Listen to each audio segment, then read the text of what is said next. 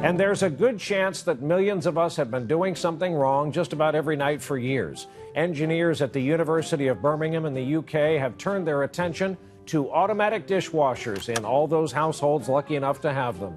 It turns out you should place the dishes in more or less a circle, all facing inward on that lower rack. It optimizes water flow. They say the center of the top shelf is a good place to get the full force of the water jets for that baked-on stuff.